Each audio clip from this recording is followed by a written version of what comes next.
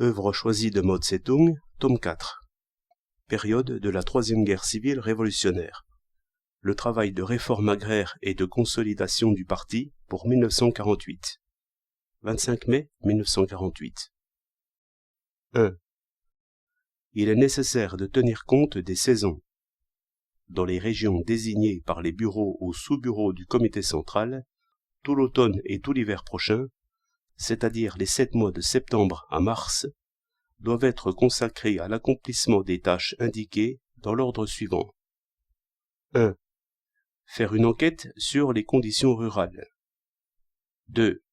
Procéder à une première consolidation du parti, conformément à notre juste politique. La formation de travail ou l'équipe de travail envoyée par une instance supérieure dans une région rurale doit d'abord s'unir avec tous les éléments actifs et autres bons membres de la cellule locale du parti pour diriger avec eux le travail de réforme agraire. 3. Organiser ou réorganiser ou renforcer les ligues de paysans pauvres et les unions paysannes et déclencher la lutte pour la réforme agraire. 4. Déterminer l'appartenance de classe selon des critères corrects. 5. Distribuer les terres et les biens féodaux conformément à notre juste politique. Le résultat final de la distribution doit être tel que toutes les couches principales la considèrent comme juste et équitable, et que les propriétaires fonciers eux-mêmes voient bien qu'ils ont un moyen de vivre. 6. Mettre sur pied des assemblées des représentants du peuple et élire des conseils gouvernementaux à l'échelon du canton ou du village, de l'arrondissement et du district. 7. Délivrer des titres de propriété établissant le droit de propriété sur les terres. 8. Rajuster ou réviser les taux de l'impôt agricole, c'est-à-dire le grain livré à l'État. Ces taux doivent répondre au principe de la prise en considération des intérêts tant publics qu'individuels. En d'autres termes, ils doivent, d'une part, permettre de soutenir l'effort de guerre et, d'autre part, intéresser les paysans au relèvement et au développement de la production, ce qui contribuera à améliorer leurs conditions de vie. 9. Achever le travail de consolidation sur le plan de l'organisation des cellules du parti conformément à notre juste politique. 10. Faire passer notre travail de la réforme agraire au ralliement de tous les travailleurs de la campagne et à l'organisation de la force de travail des propriétaires fonciers et des paysans riches dans une lutte commune pour relever et développer la production agricole. Commencer à organiser des groupes d'échange de travail et d'autres unités coopératives de petite envergure conformément au principe de la participation volontaire et de l'échange à valeur égale. Préparer les semences, les engrais et le combustible, élaborer les plans de production, accorder, si c'est nécessaire et possible, des crédits agricoles, principalement des prêts pour l'acquisition de moyens de production, qui sont remboursables et qui se distinguent strictement des allocations de secours, dresser des plans pour la construction d'ouvrages hydrauliques, là où elle s'avérera possible. Tel est le processus de travail complet de la réforme agraire à la production, processus qu'il faut faire comprendre à tous les camarades qui participent directement à la réforme agraire, de sorte qu'ils puissent se garder des vues unilatérales dans leur travail et accomplir toutes les tâches citées ci-dessus, pendant l'automne et l'hiver prochain, sans manquer les saisons. 2. Pour atteindre ces buts, il est nécessaire d'achever, pendant les 3 prochains mois, de juin à août, le travail suivant. 1. Désigner les régions pour la réforme agraire. Chacune de ces régions doit répondre aux 3 conditions suivantes. A. Toutes les forces armées ennemies doivent être anéanties et la situation stabilisée. Il ne faut pas que ce soit une zone instable de guérilla. B. La distribution des terres doit être exigée par l'immense majorité des masses fondamentales, salariés agricoles, paysans pauvres et paysans moyens, et non pas par une minorité seulement. C. Les cadres du parti doivent être suffisamment nombreux et qualifiés pour prendre en main le travail de la réforme agraire et ne doivent pas l'abandonner à l'action spontanée des masses. Il ne convient pas de désigner une région où l'une quelconque de ces trois conditions fait défaut pour la réforme agraire en 1948. Par exemple, étant donné qu'elles ne remplissent pas la première condition, les parties des régions libérées dans la Chine du Nord, de l'Est, du Nord-Est et du Nord-Ouest, qui touchent aux territoires occupés par l'ennemi, ne doivent être incluses dans le plan de la réforme agraire pour cette année, pas plus que la majeure partie de la région comprise entre le Yangtze, le Huairou, le fleuve Jaune et la rivière Han Shui, région qui est du ressort du bureau du comité central pour les plaines centrales. Leur inclusion dans le plan de l'année prochaine dépendra encore des circonstances.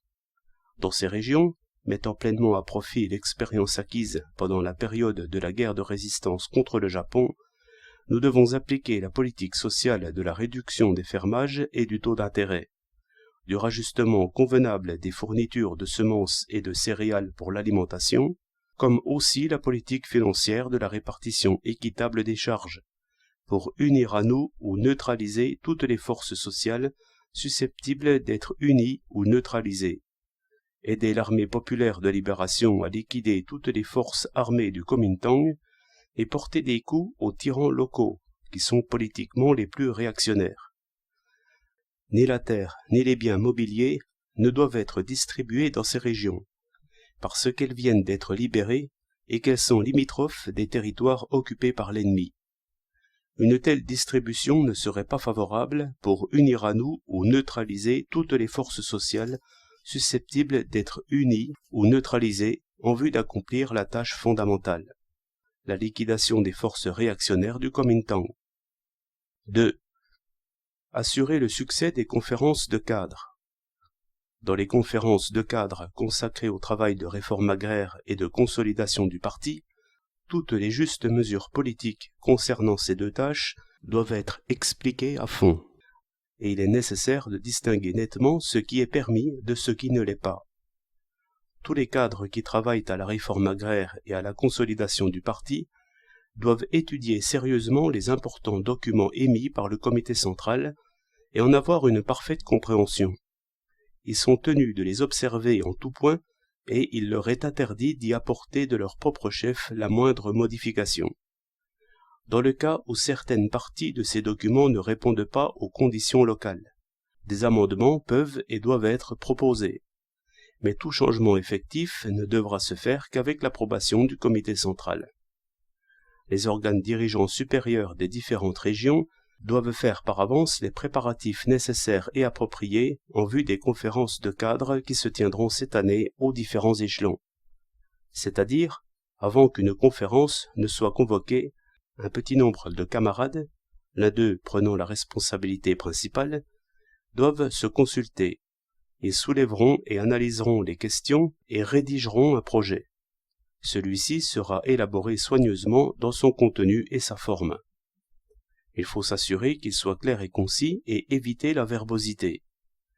Puis on présentera à la conférence un rapport qui fera l'objet de larges débats.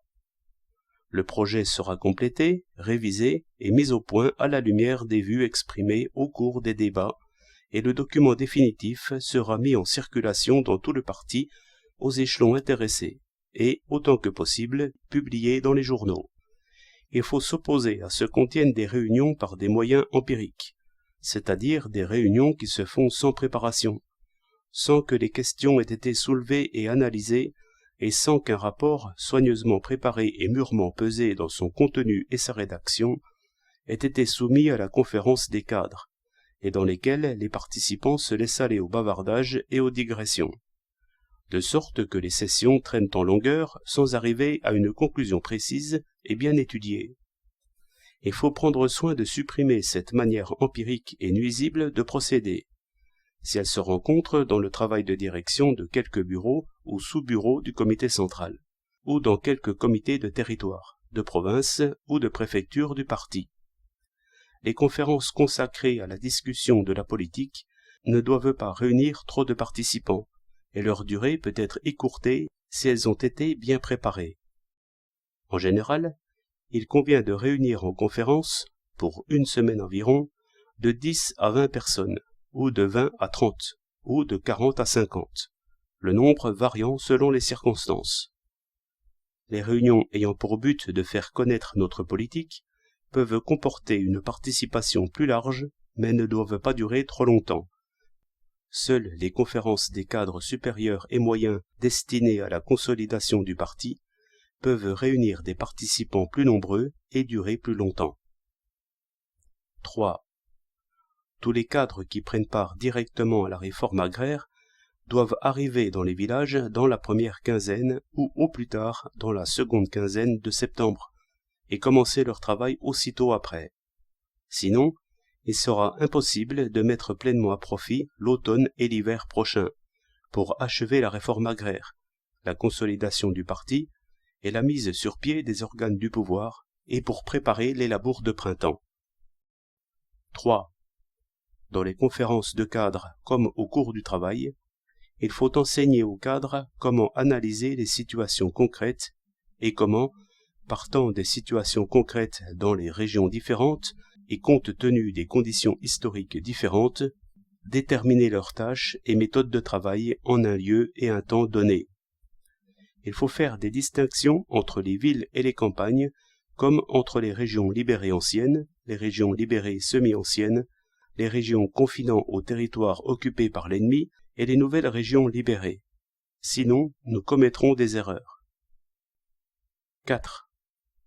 Le problème agraire devra être considéré comme résolu, et la question de la réforme agraire ne devra plus être soulevée dans les régions où le système féodal a été radicalement liquidé, où les paysans pauvres et les salariés agricoles ont tous obtenu à peu près la moyenne de terre qui doit revenir à chacun, et où la différence qui existe encore, ce qui est admissible, entre leur part de terre et celle d'un paysan moyen n'est pas grande.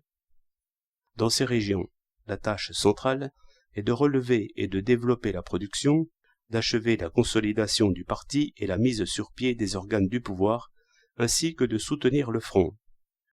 Si dans certains villages de ces régions la distribution des terres n'est pas encore terminée ou doit faire l'objet d'un rajustement, si l'appartenance de classe de certains particuliers a encore besoin d'être révisée et si certains titres de propriété restent encore à délivrer, ces tâches doivent naturellement être achevées conformément aux conditions réelles. 5. Dans toutes les régions libérées, que la réforme agraire y ait été terminée ou non, nous devons guider les paysans pour qu'ils procèdent à la culture du blé et labourent une partie des terres à l'automne. Pendant l'hiver, il faut appeler les paysans à accumuler des engrais. Tout cela est d'une importance capitale pour la production agricole et pour les récoltes de 1949 dans les régions libérées, et doit être réalisé à l'aide de mesures administratives en coordination avec le travail de masse. 6. Il faut résolument mettre fin à certaines manifestations d'indiscipline ou d'anarchie qui existent dans de nombreux endroits. Il y a en effet des camarades qui, sans autorisation, modifient la politique et la tactique adoptées par le comité central ou par des comités du parti d'échelon supérieur, et appliquent une politique et une tactique extrêmement nuisibles, allant à l'encontre de la volonté et de la discipline commune, mais qu'ils s'imaginent être correctes. Il en est aussi qui, prétextant le surcroît de travail, adoptent l'attitude erronée de ne pas demander d'instruction avant d'entreprendre une action, et de ne pas présenter de rapport après, et qui considèrent la région qu'ils administrent comme un royaume indépendant. Tout cela est extrêmement préjudiciable aux intérêts de la Révolution. Les comités du parti à tous les échelons doivent reprendre plus d'une fois la discussion sur cette question, travailler sérieusement à surmonter pareille indiscipline ou pareille anarchie, et concentrer entre les mains du comité central et de ses organes représentatifs tous les pouvoirs qui peuvent et doivent être centralisés. 7.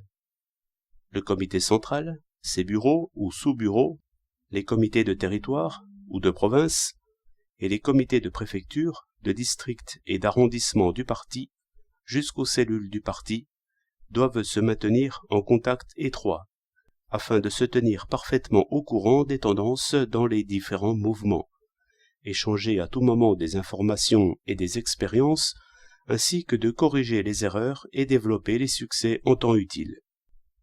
À ces fins, ils utiliseront pleinement les moyens de communication tels que radio, PTT et courriers spéciaux. Les moyens de consultation tels que petites réunions de 4 ou 5 personnes, conférences régionales de quelques districts et entretiens particuliers. Les journées d'inspection effectuées soit collectivement par petits groupes de 3 à 5 personnes, soit individuellement par des membres de comités jouissant de prestige. Enfin, notre agence d'information et nos journaux. Une organisation d'un échelon inférieur ne doit pas attendre plusieurs mois, un semestre, voire plus longtemps, pour soumettre son rapport récapitulatif à l'échelon supérieur. Pas plus qu'une organisation d'un échelon supérieur ne doit le faire pour transmettre des directives générales aux échelons inférieurs. Car ces rapports et directives perdraient souvent de leur actualité et cesseraient totalement ou partiellement d'être utiles, et des erreurs seraient commises sans pouvoir être corrigées à temps, ce qui causerait de graves préjudices. Ce dont le parti a un urgent besoin, ce sont des rapports et des directives faits en temps opportun, vivants et concrets.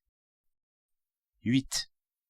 Dans leur travail de direction, les bureaux et sous-bureaux du comité central et des comités de territoire, de province, de préfecture et de municipalité du parti doivent accorder toute l'attention qu'il faudra au travail dans les villes comme au travail à la campagne, aux tâches de la production industrielle comme à celles de la production agricole. C'est-à-dire qu'ils ne doivent pas, du fait qu'ils dirigent la réforme agraire et la production agricole, négliger la direction à donner au travail dans les villes et à la production industrielle, ou relâcher leurs efforts à cet égard. Maintenant que nous avons de nombreuses villes, grandes, moyennes et petites, et un vaste réseau d'entreprises industrielles et minières et de lignes de communication, nous commettrions des erreurs si les organismes dirigeants intéressés montraient de la négligence ou relâchaient leurs efforts dans ce domaine.